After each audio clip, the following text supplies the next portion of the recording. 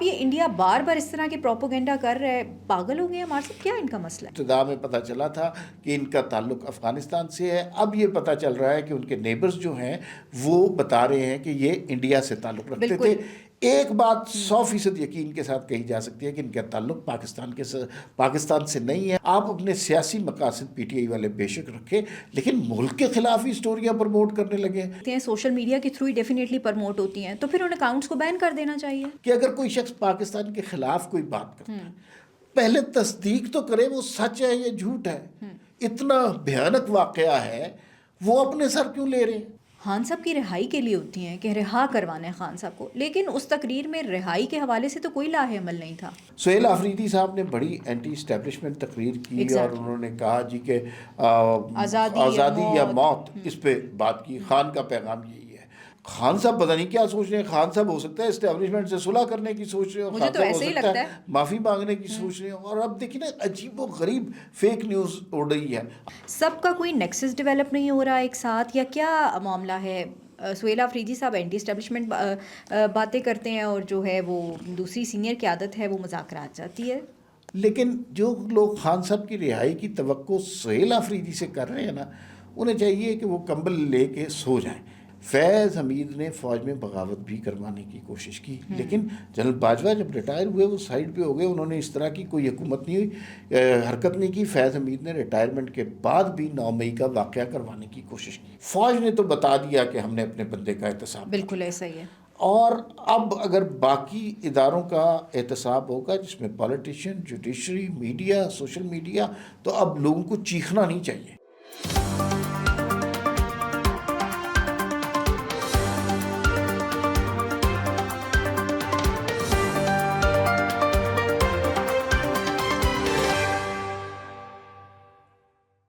السلام علیکم، میں ہوں آپ کے ساتھ رمشہ عارف اور آپ دیکھ رہے ہیں پروگرام وی ٹاک۔ ہمارے صاحب میرے ساتھ موجود ہیں۔ ناظرین، آج جن موضوعات پہ ہم بات کریں گے، ہم نے دیکھا کہ انڈیا جو ہے وہ ہمیشہ سے پاکستان کے اوپر الزامات لگاتا ہے، اور آج بھی کل جو ہے وہ آسٹریلیا میں ایک انسیڈنٹ ہوا جس میں کہا یہ جا رہا تھا کہ جنہوں نے مارا وہ پاکستانی ہے، لیکن انڈین میڈیا کا جھوٹ جو ہے وہ فوراً بے نقاب ہو جاتا ہے۔ اگر آپ کہہ لیں کہ انڈین میڈیا ہے یا انڈیا خود ہے، یہ جھوٹوں کی فیکٹری اگر ہم ان کو نہ کہیں تو یہ غلط نہیں ہوگا۔ اس حوالے سے بات کریں گے، اور پھر ہم نے دیکھا کہ تحریک انصاف کے حوالے سے جو ان کی ساری چیزیں چل رہی ہیں، اور کل انہوں نے کوہاٹ میں جو ہے وہ جلسہ کیا، جلسے میں اب سینئر قیادت نہیں آئی، اور بیسکلی تو جو سہیل آفریدی صاحب کو لایا گیا تھا وہ اس لیے لایا گیا تھا کہ وہ خان صاحب کی رہائی کے لیے کچھ کریں گے، لیکن وہ تو کچھ نہیں کر رہے، جلسے میں بھی انہوں نے کوئی ایسی بات نہیں کی۔ اس حوالے سے بات کریں گے، اور پھر جنرل فیض جن کا کافی دن سے جو ہے وہ ذکر چل رہا ہے، اب جنرل فیض کا تو احتساب ہو گیا۔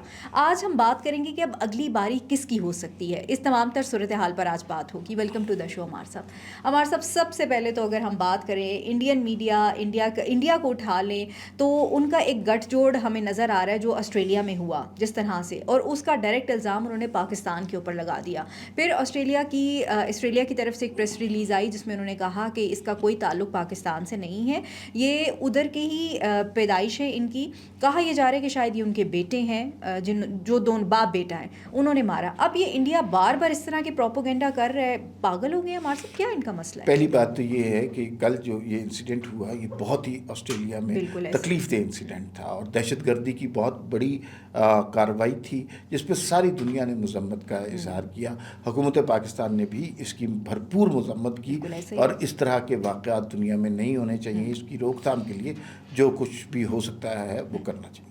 المیہ یہ ہے کہ دنیا بھر میں جب کبھی ایسا واقعہ ہوتا ہے تو انڈین، اسرائیلی اور افغان گٹھ جوڑ ہمارے سامنے آتا ہے۔ اس وقت یہ فیک نیوز کی فیکٹریاں شروع ہوتی ہیں اور پاکستان کے خلاف یہ جھوٹ بولنا شروع کر دیتی ہیں۔ جے پی ایک جو ہے جیروسلم پوسٹ ایک میگزین ہے، اس حوالے سے اس نے سب سے پہلے پوسٹ لگا دی۔ ابھی کسی نے کوئی تصدیق کی نہیں، پتہ نہیں کیا کہ یہ جو حملہ آور تھے، دہشت گرد تھے، ان کا تعلق پاکستان سے ہے۔ اور چونکہ اس لڑکے کا نام نوید اکرم تھا تو وہاں پر مقیم ایک پاکستانی لڑکا شیخ نوید اکرم، اس بیچارے کے پروفائل پہ سے تصویریں نکال کے، تو وہ بیچارہ اس نے خود اپنی ویڈیو دی کہ خدا کے لیے میں وہ نہیں ہوں تو مجھے ہراس نہ کیا جائے۔ اور پھر یہ پاکستانیوں کے بھی خلاف ہیں، مسلمانوں کے بھی خلاف ہیں، انڈین، اسرائیلی اور افغان نیکسس جو ہے۔ ایک احمد جو ایک مسلمان ہے جس نے اس دہشت گرد کو پکڑا، اس کا ذکر نہیں کریں گے. صرف جھوٹے الزامات پاکستان کے اوپر لگائیں گے.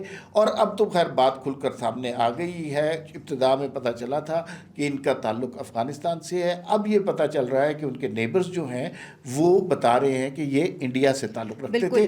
ایک بات 100% یقین کے ساتھ کہی جا سکتی ہے کہ ان کا تعلق پاکستان سے نہیں ہے. اور یہ جھوٹا زہریلا پروپیگنڈا جو ہے یہ انڈین میڈیا, اسرائیلی میڈیا اور افغان یہ سوشل میڈیا مل کر رہا ہے. بالکل ایسے ہی ہے. اچھا عمار صاحب, ہم نے دیکھا کہ جب بھی کوئی بھی ایسا انسیڈنٹ ہوتا ہے تو ڈائریکٹ الزام پاکستان پہ لگ جاتا ہے. اب سوال یہاں یہ ہے کہ اس کو کاؤنٹر کیسے کرنا ہے. کاؤنٹر تو ہم نے ان کو انڈیا کو تو ہم نے کچھ سیکنڈ میں کر دیا تھا, اور وہ ابھی بھی ان کی اتنی سخت اس بات سے نا ان کو سمجھ نہیں آ رہی کہ ہم نے ریئیکٹ کیا کرنا ہے. اب پاکستان کی طرف سے کوئی سخت کاؤنٹر جائے گا ان کی طرف؟ ٹریجڈی یہ ہے کہ پاکستان میں ایک سیاسی جماعت ہے جو اس وقت پاکستان کے خلاف دنیا میں کہیں بات ہو رہی ہوتی ہے تو اس کو پرموٹ کرنے میں, اس کو ٹویٹ کرنے میں, اس کو شیئر کرنے میں سب سے آگے ہوتی ہے. آپ کو پتہ چل گیا ہوگا کہ میں پی ٹی آئی کی بات کر رہا ہوں. پی ٹی آئی کے جتنی ٹرول بریگیڈ ہے وہ اس وقت پاکستان کی عزت والی خبر کہیں نہیں دیکھنا چاہتے. بالکل ایسے ہی. یہ انڈین جھوٹے میڈیا کی پروپیگنڈا کو اگر کوئی پرموٹ کر رہا ہے تو وہ پی ٹی آئی کے لوگ کر رہے ہیں. سچ بتانا آج کل کے دور میں بہت مشکل ہے. فیک نیوز کا توڑ بہت مشکل ہے. لیکن ہم یہ کر سکتے ہیں کہ کم از کم اس فیک نیوز کو تصدیق کر لیں, پھر اس کے بعد پرموٹ کریں. لیکن چونکہ پاکستان مخالف میں ایک سیاسی جماعت رنگ چکی ہے, لہٰذا وہ کسی طرح رک نہیں رہے. اور مجھے دکھ ہوتا ہے کہ یہ اس فیک سٹوری کی پرموشن پاکستان کی جانب سے ہو رہی ہے, پاکستان کے ٹرول بریگیڈ کی جانب سے ہو رہی ہے, پی ٹی آئی کے ٹرول بریگیڈ کی جانب سے ہو رہی ہے, جو کہ بہت بڑی ٹریجڈی ہے. آپ اپنے سیاسی مقاصد پی ٹی آئی والے بے شک رکھیں, لیکن ملک کے خلاف ہی سٹوریاں پرموٹ کرنے لگے ہیں, یہ تو بڑی غلط. اور وہ ہے بھی جھوٹ. اگر ہم اس طرح کی چیزیں دیکھتے ہیں سوشل میڈیا کے تھرو ہی ڈیفینیٹلی پرموٹ ہوتی ہیں, تو پھر ان اکاؤنٹس کو بین کر دینا چاہیے. بالکل. اب میرے خیال میں اس کے بارے میں سیریس گفتگو ہونا بھی شروع ہو گئی ہے اور کوئی سیریس باتیں ہو رہی ہیں. لیکن ہم ملک کے اندر اکاؤنٹس کو بین کریں گے نا, یہ تو چل ہی رہے ہیں انڈیا سے, یہ چل ہی رہے ہیں افغانستان سے. یا اس پروپیگنڈے کا جو مائنڈ سیٹ ہے وہ کہاں سے بنتا ہے؟ اسرائیل سے بنتا ہے. تو ان کو کنٹرول کرنا بہت مشکل ہے. لیکن ہمیں ایز پاکستانی سب سے پہلا فرض تو یہ ہے کہ اگر کوئی شخص پاکستان کے خلاف کوئی بات کرتا ہے, پہلے تصدیق تو کرے وہ سچ ہے یا جھوٹ ہے. اتنا بھیانک واقعہ ہے, وہ اپنے سر کیوں لے رہے ہیں جبکہ وہ بندے انڈیا کے ہیں, اور پھر کتنی شرمندگی کا سبب بن رہے ہیں. انہیں اندازہ نہیں ہے یہ اس طرح کے اپنے ریٹنگ کے لیے, ڈالر کے لیے. وہ لوگ جو آسٹریلیا میں رہتے ہیں, جو بچے اسکالرشپ پر پڑھنے گئے ہیں, جنہوں نے آگے اپلائی کرنا ہے, ان کے لیے کتنی مصیبت کریٹ کرتے ہیں. بالکل ایسے ہی. لیکن اگر ان سے انسپائر ہوں گے تو پھر ڈیفینیٹلی ان کا حال بھی اسی طرح سے ہوگا جو انڈینز کا بھی پاکستان جو ہے نا وہ کر رہی ہے. اچھا ہمارے صاحب, جب ذرا اگلی سٹوری کی طرف ہم آتے ہیں, ہم نے دیکھا کہ کوہاٹ میں ایک جلسہ ہوتا ہے. اس سے پہلے پشاور میں جلسہ ہوا, پھر اب جو ہے وہ کوہاٹ میں جلسہ ہوا ہے. جلسے اور یہ جو جتنی بھی تقریریں ہوتی ہیں یہ کی گئی, کل اس میں فوج مخالف دوبارہ سے تقریر کی گئی. خان صاحب کی رہائی کے لیے ہوتی ہیں کہ رہا کروانا ہے خان صاحب کو, لیکن اس تقریر میں رہائی کے حوالے سے تو کوئی لاہے عمل نہیں تھا. اچھا, یہ جو کوہاٹ کا جلسہ تھا نا, فرینکلی اسپیکنگ اتنا برا جلسہ نہیں تھا. میں نے کل کچھ معلومات حاصل کی, کچھ بعد میں مزید معلومات حاصل کی. 7-8 ہزار لوگ تھے وہاں پر. 7-8 ہزار لوگ کوہاٹ کے اعتبار سے اچھا نمبر تھا, برا نمبر نہیں تھا. سہیل آفریدی صاحب نے بڑی اینٹی اسٹیبلشمنٹ تقریر کی اور انہوں نے کہا جی کہ آزادی یا موت, اس پہ بات کی. خان کا پیغام یہی ہے.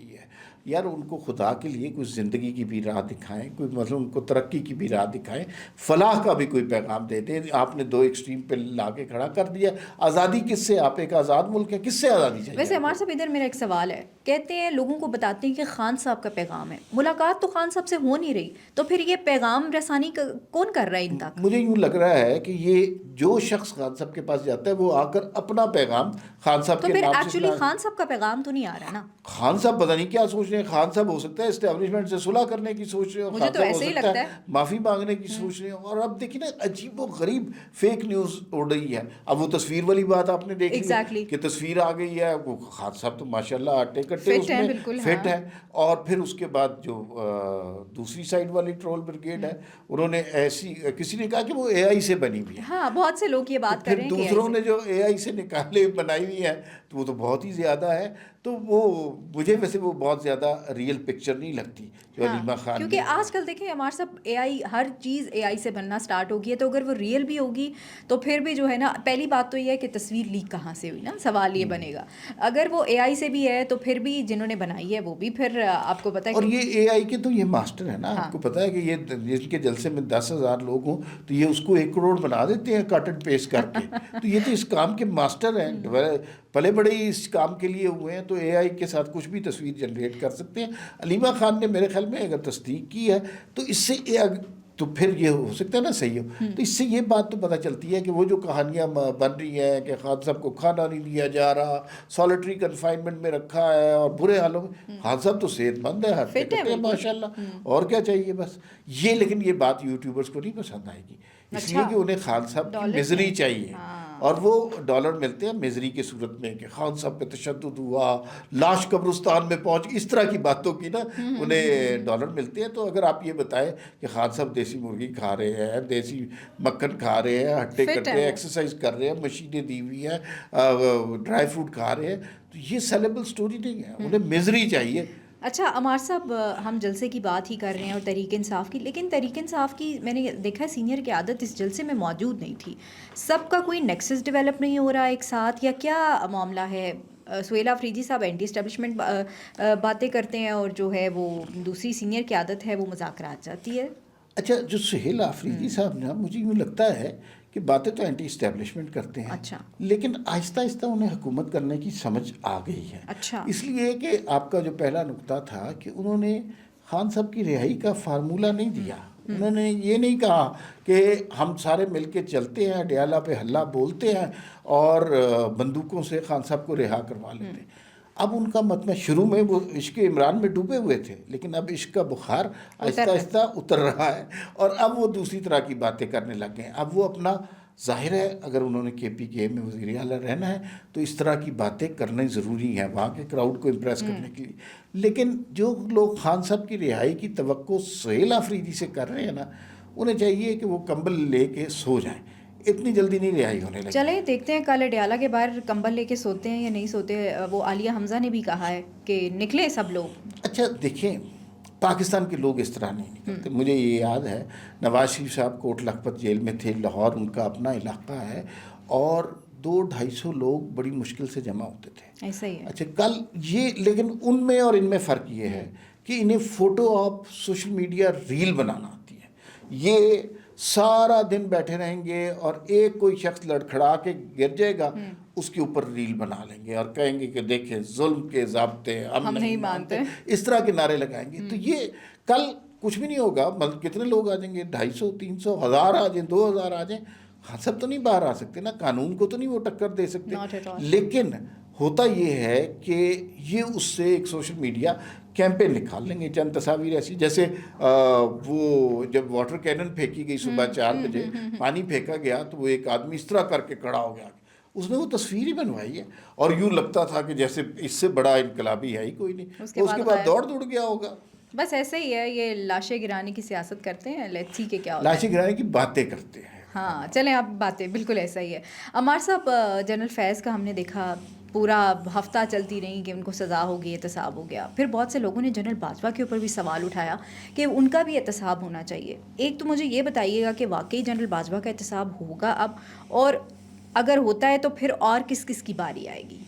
میرے خیال میں فیض حمید کے زیادہ تر جرائم جن پر ان کی پکڑ ہوئی ہے اس زمانے کے ہیں جب وہ ریٹائر ہو چکے تھے. اس وقت ان کے باس جنرل باجوہ نہیں تھے. اچھا، یا پھر جرائم اس وقت تھے جب عمران خان ان کے پاس تھے. مجھے نہیں لگتا کہ جنرل باجوہ پہ ڈائریکٹلی کوئی بات ہونی چاہیے.